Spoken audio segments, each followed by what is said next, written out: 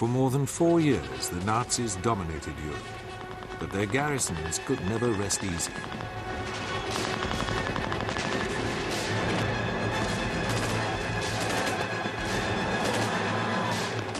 For there was always the threat of assault by elite Allied troops, the Paras and Commandos, specially formed to take the fight back to Nazi-occupied countries.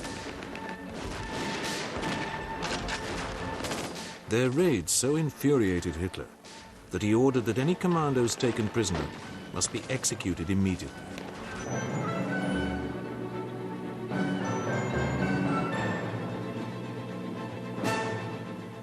But this did not deter them. The attacks went on.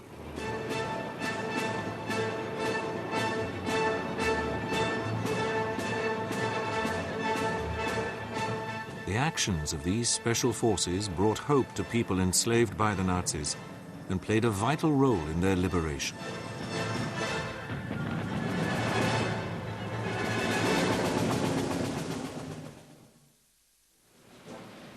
On the 3rd of June 1940, during the final stages of the evacuation of the British Army from Dunkirk, Prime Minister Winston Churchill wrote a memorandum to the Chiefs of Staff. He complained of the wholly defensive attitude that had marked the campaign in France and demanded the formation of raiding forces to attack the coasts of German-occupied Europe.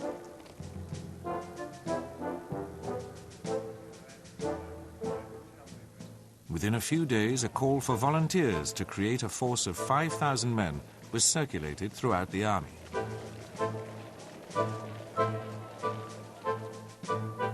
They were given the name Commandos, after the highly mobile Boer columns, which had fought the British for 3 years in South Africa at the beginning of the century.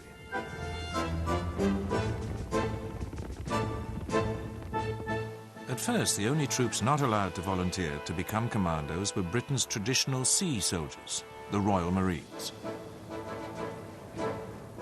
The Admiralty needed them on board ship to help man the guns and to protect captured enemy ports. 10 units, also to be known as commandos, each of 500 men, were formed. They came from every regiment and corps in the British Army. Many had fought in France and believed that joining the commandos would give them a quicker chance to strike back at the Germans. While the commandos were still forming, the first of Churchill's raids took place. 2 were mounted in late June 1940 against the French coast and the Channel Islands, which had recently been occupied by the Germans. Neither achieved anything, and Churchill was bitter at their failure to, as he succinctly put it, kill more Germans. To overcome the lack of overall direction shown by these early raids, Churchill brought in Admiral Sir Roger Keyes as Director of Combined Operations. Keyes had made his name as commander of the Zeebrugge raid on St. George's Day in 1918. Under heavy German fire, 3 block ships had sealed the entrance to the canal running inland to the U-boat base at Bruges. Churchill instructed Keyes to plan for major raids to be carried out once the threat of German invasion had receded.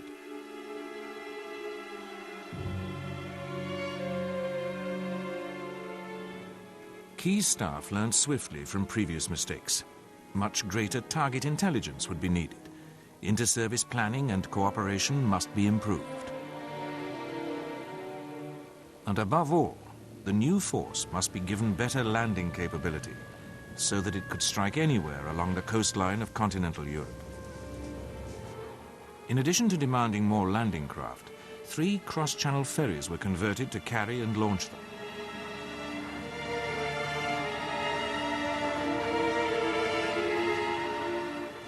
But seaborne raids were not the only method foreseen for deploying the new force.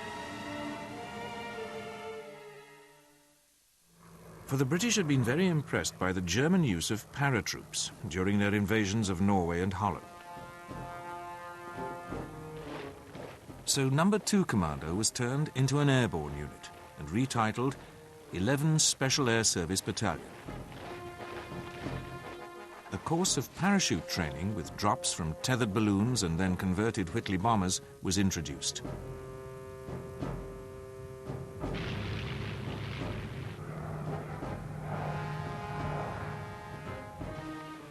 for all the new volunteers, the emphasis was not only on physical fitness and extreme endurance, but self-reliance and initiative. As one early volunteer, Sergeant Major George Haynes, later said, "It was an honor, I think, to be a sergeant major among such men as these, who were so highly trained, so disciplined, so self-reliant. And in fact, every man in my troop was fit to be an NCO." They not only had to be experts in unarmed combat, but able to use a wide variety of weapons, including enemy types.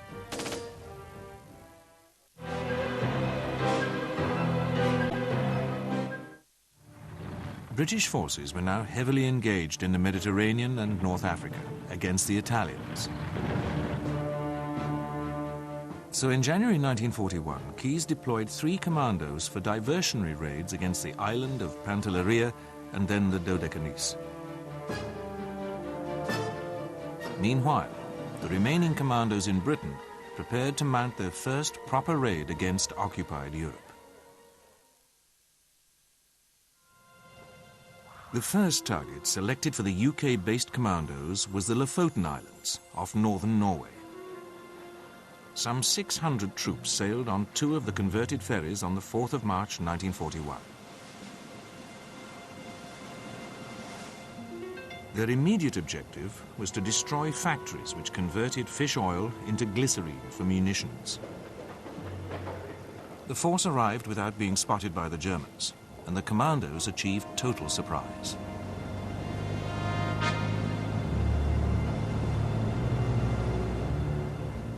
As their landing craft went in, they were greeted jubilantly by the local fishing fleet.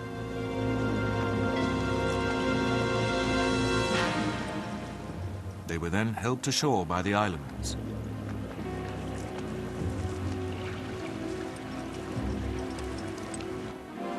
There was virtually no opposition from the German garrison, and the main ports were quickly seized. The fish oil factories and storage tanks were then destroyed.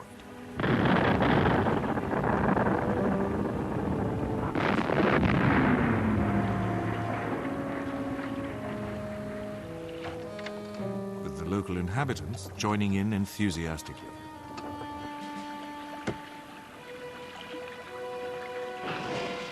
The commandos then rounded up 60 Norwegian Nazi sympathizers.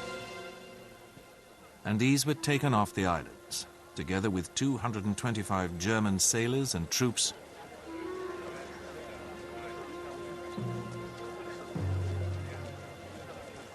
and 315 Norwegian volunteers who had decided to join their armed forces in Britain. Among the German prisoners of war were the crew of a trawler, which had a top-secret Enigma cipher machine on board. Although the Germans managed to throw the machine overboard, the commanders were able to seize a spare set of rotors. This was of invaluable help to the cryptologists at the decoding center at Bletchley Park.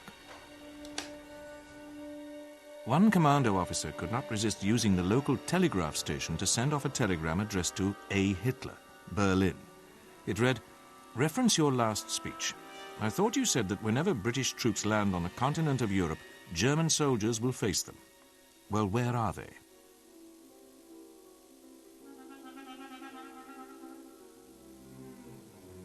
Hitler's answer was to garrison 250,000 troops in Norway, who could better have been used elsewhere.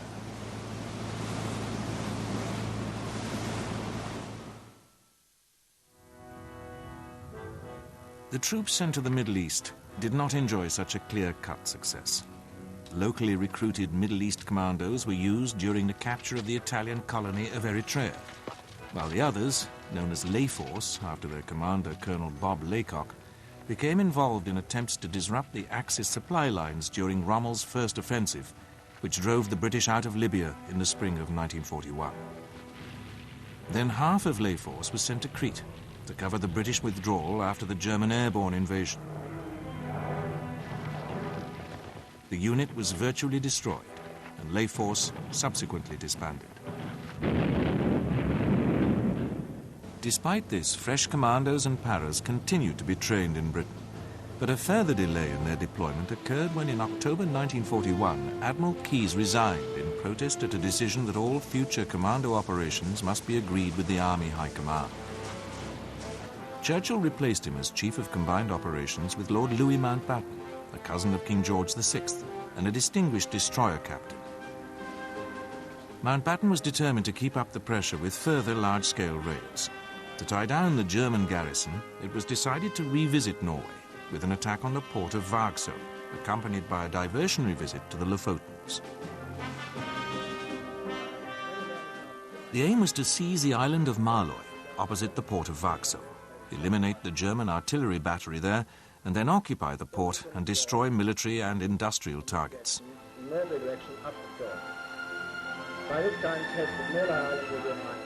A force, including 2 landing ships carrying some 600 commandos, set sail from the Shetland Islands on the 26th of December 1941. They reached their objective the next morning, undetected, and the commandos began to man the landing craft.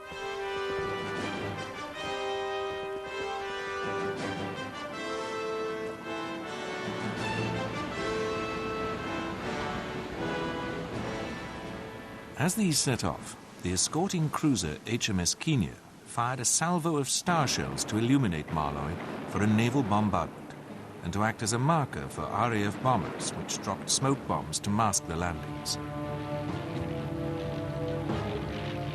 The Maløy force was led by one of the great characters of the early commandos, Major Mad Jack Churchill, who went into the assault armed with a broadsword and playing the bagpipes.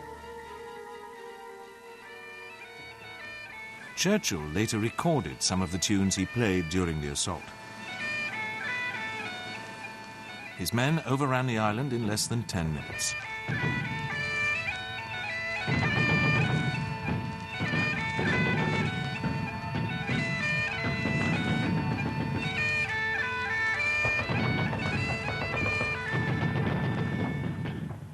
And, suitably overawed, the German garrison surrendered.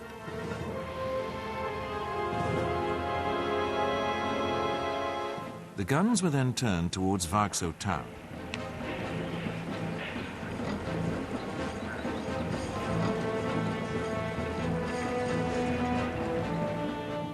For across the water the Germans were resisting fiercely, and bitter house-to-house fighting raged for most of the morning. Mortars and high explosives were used to destroy several of the German strongholds.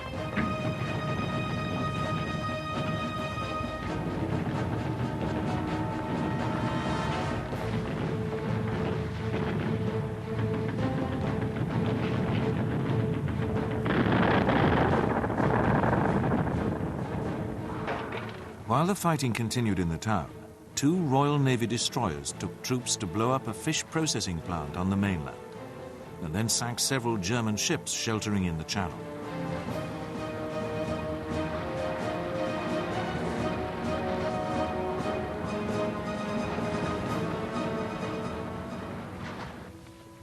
By 1300 hours, German resistance had been eliminated, and as the remaining targets were blown up, the commandos began to retire.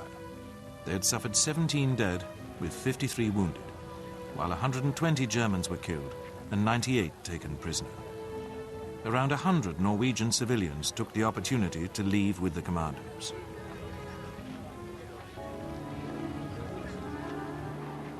Operation Archery, as the Vagsø raid was codenamed, was a total success, both tactically and strategically. For the rest of the war, Hitler remained convinced that Norway would be invaded and never allowed the garrison to be reduced. While the commandos had been gaining their first battle honours, Britain's airborne arm had been retitled the Parachute Regiment and expanded into a parachute brigade and a glider brigade. The Para's first important operation took place on the 27th of February 1942. Led by Major John Frost, a team of 80 men of the 1st Parachute Battalion dropped at Bruneval on the French Channel coast. Their mission was to seize parts of a top-secret German radar installation so that measures to jam it could be developed. It had originally been intended to land commandos on the beach below the radar site, but an airborne landing seemed to offer a better chance of surprise, and the Paras seized their opportunity.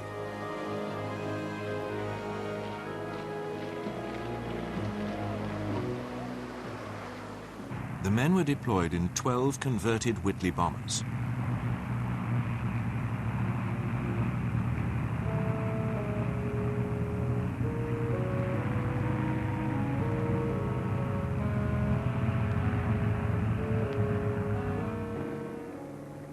The flight to the target went perfectly.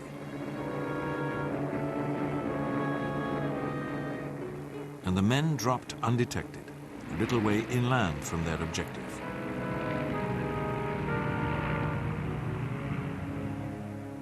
Almost total surprise was achieved, and the radar captured for long enough for vital parts to be removed for assessment back in Britain.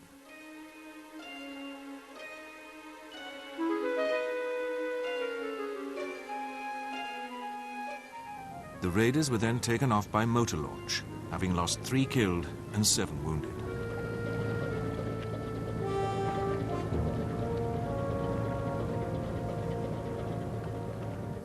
Among their most valuable booty was one of the German radar operators. The information obtained by the raid played a vital part in enabling RAF Bomber Command to penetrate the German aerial defenses. 2 other significant developments occurred in February 1942. The first Royal Marine Commando was formed, and a commando training centre was set up at Achnacarry, a country estate in the Scottish Highlands. For the remainder of the war, all commandos received their basic training there.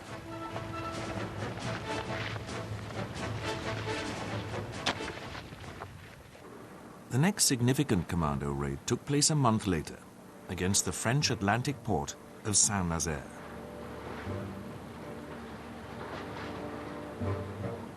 The aim was to destroy its dry dock, the only one on the Atlantic seaboard of occupied Europe large enough to repair major German surface warships. HMS Campbelltown, a World War I US destroyer which had been transferred to the Royal Navy, was converted to look like a German vessel. Packed with explosives and carrying some 100 commandos, she was to be rammed into the dock gates. Once her commandos, together with another 140 carried by motor launches, had gone ashore to destroy the pumping and winding mechanisms and been withdrawn by the MLs, the Campbelltown would be exploded by delayed action fuses. Amazingly, Campbelltown, accompanied by 16 smaller craft, managed to get within about 2 miles of the target before the destroyer was lit up by a searchlight. She was flying the ensign of the Kriegsmarine, and the Germans hesitated for a few vital minutes before opening a withering fire.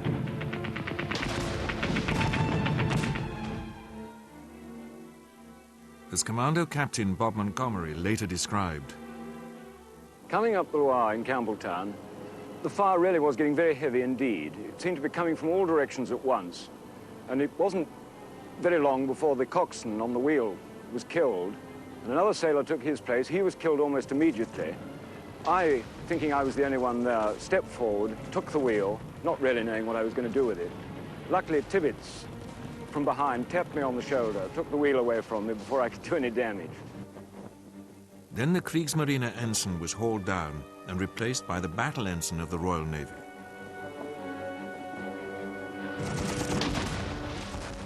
The Campbelltown went in at 20 knots. She struck the dock at 01:34 hours, just 4 minutes behind schedule.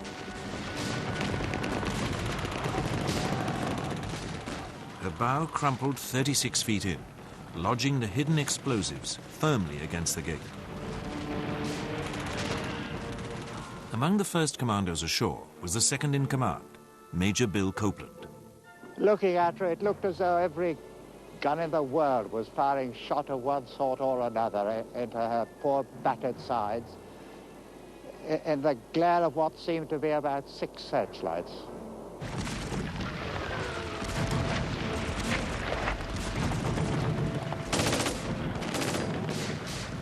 The Commandos fanned out across the dock, heading for their objectives. And now the Germans are going to get a taste of what they've been giving us. Although wounded before leaving Campbelltown, Lieutenant Stuart Chant led his demolition team to their target. Now, this was my objective, the pump house. On the way here, I'd thought about what would happen if we found a watchman inside, and I decided we'd have to shoot him. We didn't have the time to mess about. I then went to open the door, and strangely enough, it was locked. And in all our planning, we'd never considered that the door would be locked. A borrowed sledgehammer quickly solved this, and Chant and his team raced in.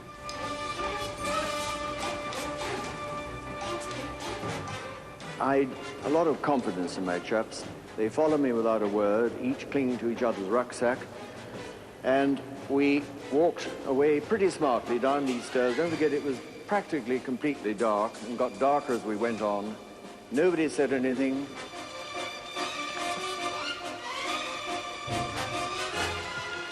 Each of us went to a pump. I took this pump here, number 3. And out of our rucksacks, we took these specially prepared charges. There were 8 of them, 5 pounds in weight, specially prepared, waterproof, duplicate leads, and they were laid as planned into the most sensitive parts of each pump. 8 charges per pump. Chant then ordered his men back to the surface. So I pulled the percussion igniter, giving us 90 seconds to get up those stairs, 40 feet up onto the ground floor and out of the way before the whole thing blew up. As the party emerged, Captain Bob Montgomery spotted them. Stuart Chant and his team came out through the door, crouched down under the wall, and I knew they were a bit close, so I moved them back, and it was just as well I did, because there was a rucksack left here which was crushed. The pump house was totally destroyed, as were the winding machines which opened the lock gates.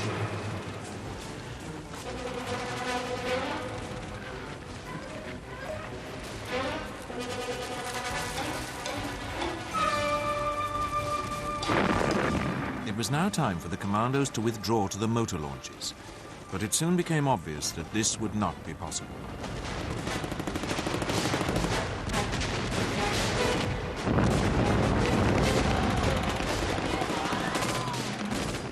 Bob Montgomery had been totally focused on ensuring that the demolition was completed successfully.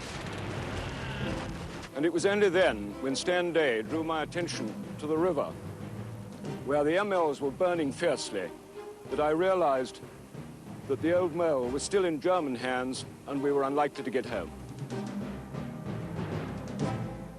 Faced with this, Colonel Charles Newman, the landing force commander, instructed his men to fight their way out. So began what the Commandos later called the Saint-Nazaire steeplechase. And then we moved on up side streets, over walls, through hen coops, into glass houses, through kitchen doors, into roads, saw German armor, and finally, having got ourselves thoroughly exhausted, having no ammunition left, because we'd had to fight our way through this little lot, having too much wounded, we finally went to ground.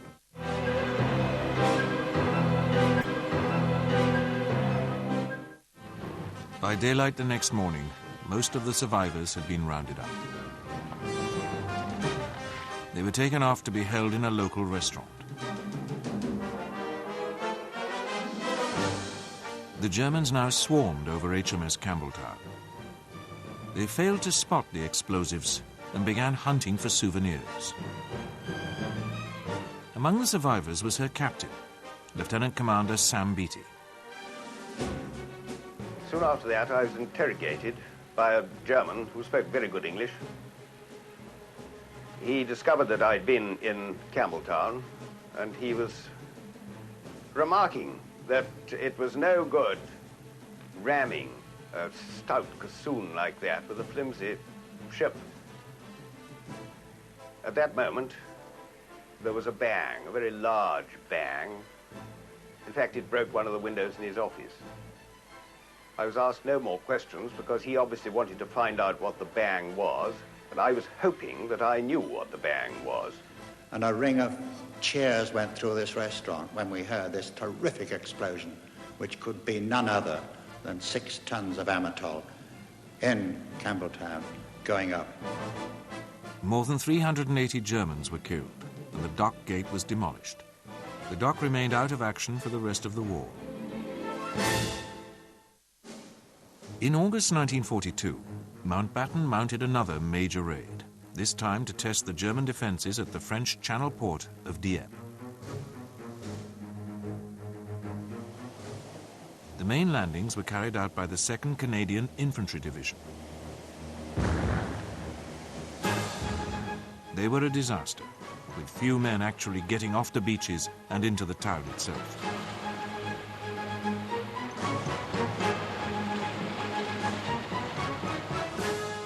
Numbers 3 and 4 Commandos were given an important part in the raid. They were to silence the coastal batteries situated on each side of the port and dominating the approaches. Peter Young, who was to end the war as commander of a commando brigade at the age of 27, led the only group from Number 3 Commando to achieve its objective. Looking out on the Dieppe side, I can see there was a big cornfield. And you know how in the army you're told that 2 bricks will stop a bullet and things. I then announced that 9 feet of corn would stop a bullet, and my soldiers fortunately believed this, or appeared to. And we then ran out in the cornfield, and we opened a fairly heavy fire, not very rapid, because I was trying to keep down the rate of fire, because I hadn't got very much ammunition. And after a very short time, the Germans turned round the left-hand gun, number 4, and fired it straight at us. And there was a bloody great bang. I mean, orange and black smoke came out of this thing, and it wandered over our heads and burst in a valley somewhere in France behind us. I then actually thought, well, what a very good thing, because if they're firing their guns at us and missing, they're certainly not firing at the British fleet. And looking round towards Dieppe, I decided that it would be wise to withdraw, because clearly they could produce tanks or something, and in my cornfield this would be very uncharitable. On the other flank, Lord Lovat's Number 4 Commando was more successful. James Dunning commanded a mortar team. As soon as the signal came to fire, we opened up with the mortar. The first one fell a bit to the left, so we adjusted the angle of the mortar, and the second one went smack into the middle of the battery. We kept it at that angle. The next one, the third shot, actually hit the ammunition dump in the battery, and there was smoke and flames, and we knew we'd scored a bullseye. Captain Pat Porteous led the charge on the battery itself and won the Victoria Cross. What was left of F Troop, I suppose about 50 men, formed up behind a low bank about 100 yards from the actual gun pits. I gave the order to fix bayonets and charge, and we dashed across this open ground, bullets coming from all directions. There was no sort of fixed direction where the enemy were. And we finally got to the guns to find a scene of terrible desolation. The first gun that I reached was the one in which Mills Roberts' mortar bomb had landed, and there were bodies all over the place and an awful shambles. The success of the Commandos was the only bright spot in an otherwise black day. Their attack included the first action of the newly formed US Rangers, 50 of whom fought with the Commandos.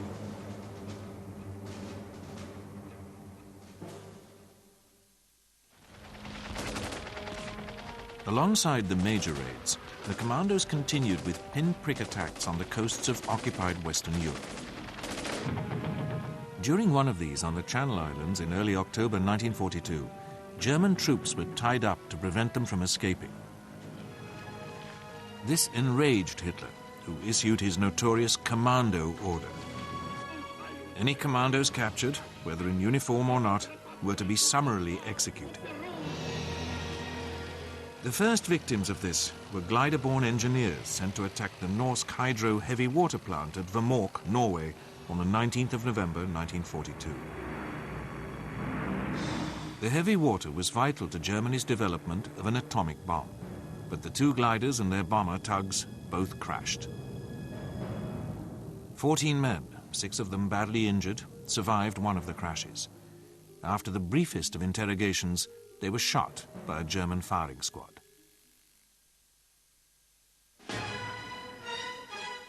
In spite of this new danger, both the Commandos and the Paras were expanding as they developed a new role. This was the support of amphibious landings. Number 5 Commando was involved in the assault in May 1942 to occupy the Vichy French-held island of Madagascar. And in November, both Paras and Commandos took part in the torch landings in northwest Africa.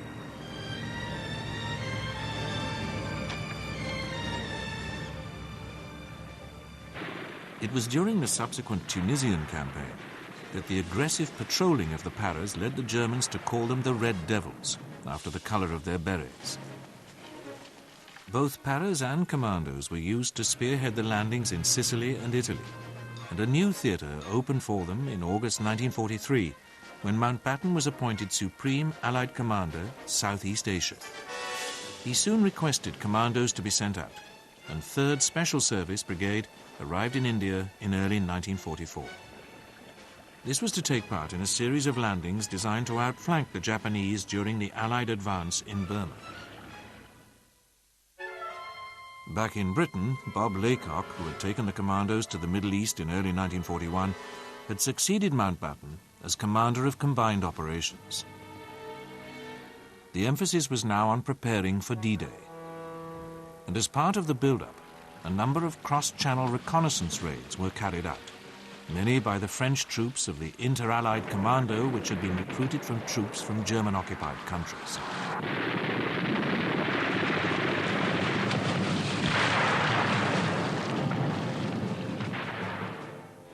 The plan for D-Day itself was for the 6th Airborne Division to be dropped on the left flank of the landing area, while the American 82nd and 101st Airborne secured the right flank.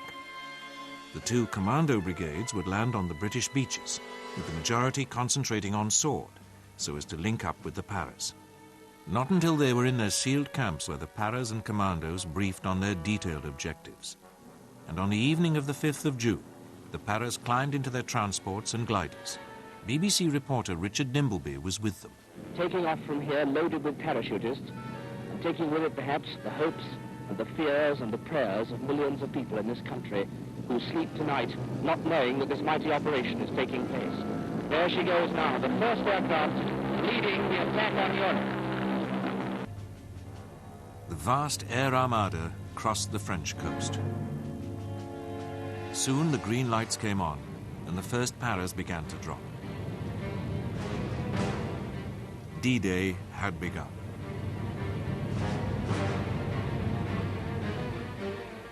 Major John Howard and his glider-borne company had the most challenging task. They had to seize and hold 2 vital bridges spanning the River Orne and the Caen Canal on the extreme left flank of the invasion beaches. The gliders swooped in towards John Howard's particular target, the bridge over the Caen Canal, which was to be immortalized as Pegasus Bridge.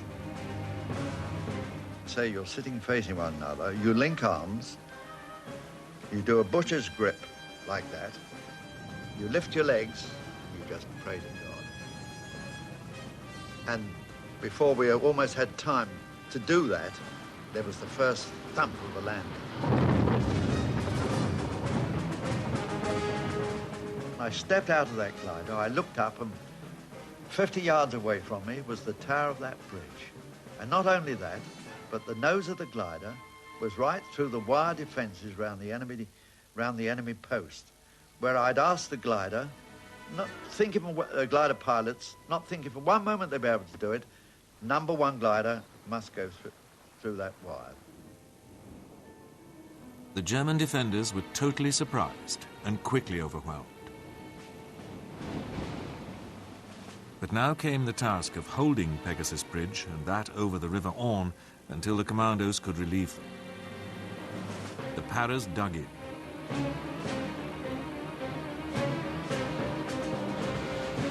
With the dawn came the seaborne landings, the Commandos among the first waves. Lord Lovat's men swiftly reached John Howard on Pegasus Bridge. Among them was Ken Phillott. Lord Lovat remarked, "Sorry we're late, chaps." I looked at my watch, and that, according to my watch, we were 2 minutes late. And when one thinks that that particular thing was planned in England many, many weeks ago, not knowing what opposition we would encounter, and the fact that we had covered something like 10 miles and we were only 2 minutes late in linking up with the Paras, I think was rather fantastic. For the next 2 months, the Commandos and Paras remained in the line, holding the left flank of the Allied beachhead against numerous German attacks. Only when the Allies broke out of Normandy in mid-August and began their lightning advance across northern France were the Commandos and Paras finally brought back to Britain to refit. But they would both soon face fresh challenges. For overstretched supply lines brought the Allies to a halt in September 1944, and Field Marshal Montgomery proposed a daring airborne operation to break the stalemate. He wanted to outflank Germany's main natural obstacle in the west, the River Rhine, by capturing a series of bridges over waterways in Holland. The US 101st Airborne Division would drop north of Eindhoven and the 82nd in the Nijmegen area. Finally, the British 1st Airborne Division, reinforced by the Polish Independent Parachute Brigade, would seize the final bridge, that over the Lower Rhine at Arnhem. A ground force, British 30 Corps, would simultaneously advance and relieve the Paras in turn. The Paras were only given 6 days in which to plan and prepare for the operation. Nevertheless, every man was convinced that they were about to strike a war-winning blow, unaware of some of the concerns of their commanders. The RAF insisted that to avoid anti-aircraft fire, the landings must take place 8 miles from the target bridges. It was hoped that the jeeps, which would be landed by glider, would enable the Paras to get there quickly. The Paras could only take light weapons with them. Should they run into heavy German opposition, they would have problems unless the ground forces reached them quickly. As the plans were being finalized, intelligence reports were received that German armored units had arrived in the Arnhem area to refit. The reports were discounted, and it was decided that the landings must go ahead. Also, there was not sufficient airlift for the whole division, and it would have to be landed in 3 waves. Nevertheless, morale was high, as the divisional commander, Major General Roy Urquhart, wished his men well on the morning of Sunday the 17th of September. Operation Market Garden was underway.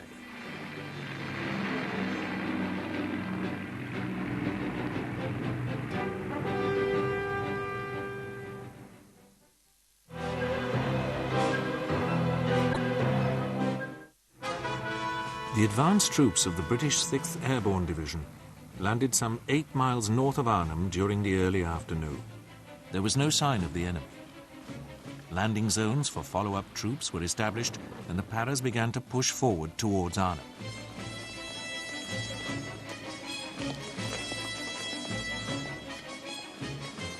But they were delayed by enthusiastic Dutch civilians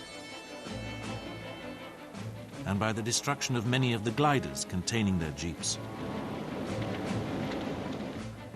The intelligence reports proved correct. 2 SS Panzer divisions were refitting in the area, and they reacted quickly. The Paras were soon forced onto the defensive.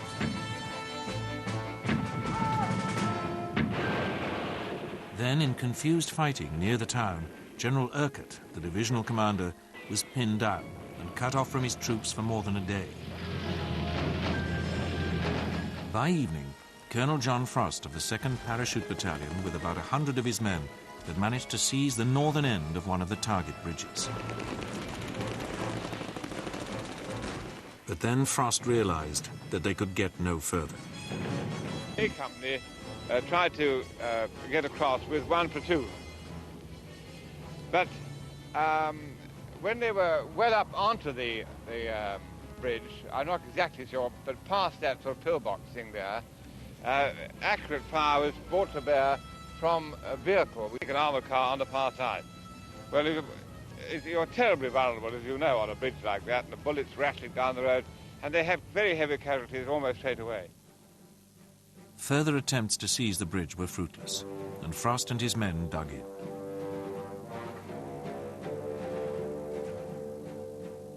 Tragically, amid the wreckage of a crashed glider, the Germans had found details of the plan to land follow-up forces the next day.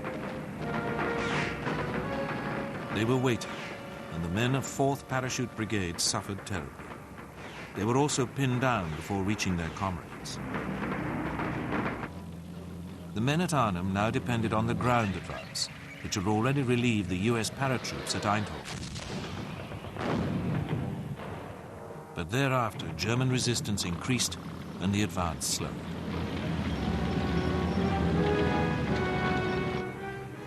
Because of fog, it was not until day 4 of Operation Market Garden that the Polish Parachute Brigade was able to drop at Arnhem to reinforce the British paras.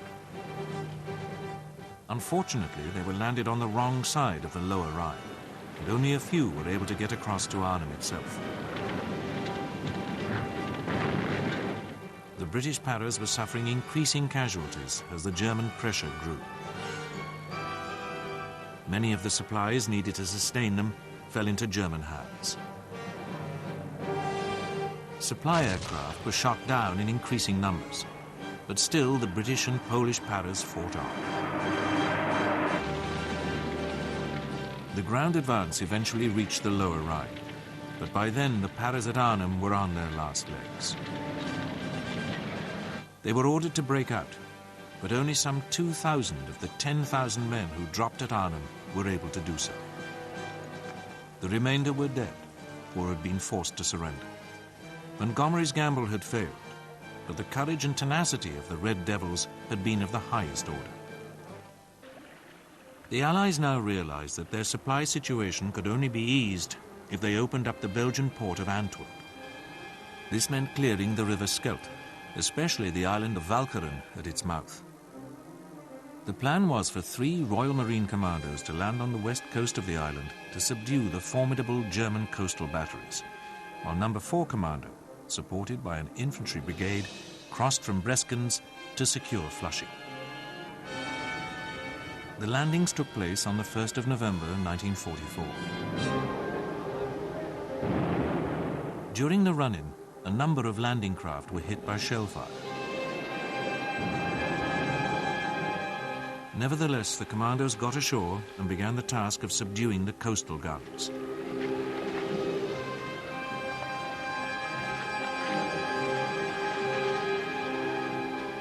Meanwhile, No. 4 Commando was fighting its way through Flushing. The German resistance was intense, and every street had to be cleared in savage hand-to-hand fighting. It was 10 days before the German commander finally surrendered.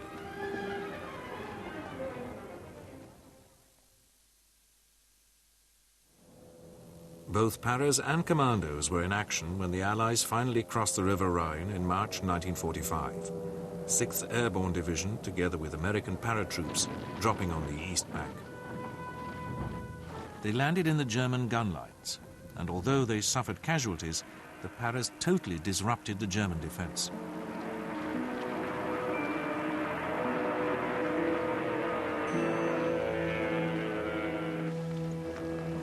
In contrast to Arnhem, the ground forces, led by the commandos, quickly linked up with the paras.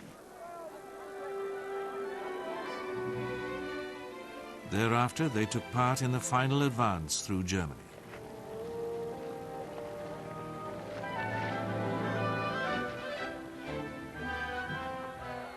The paras' last job of the war was the liberation of Norway and the disarming of the large German garrison stationed there.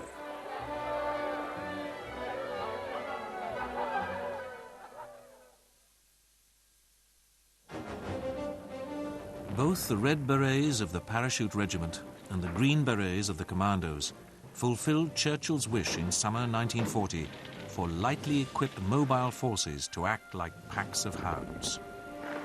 They displayed courage and resilience in every theatre of World War II.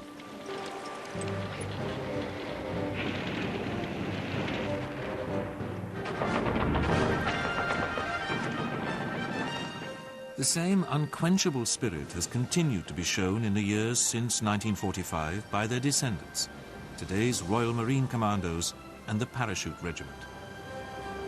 Both units fought epic battles during the Falklands War and were the first troops into Port Stanley, the capital. Like their forebears in World War II, they were true gladiators.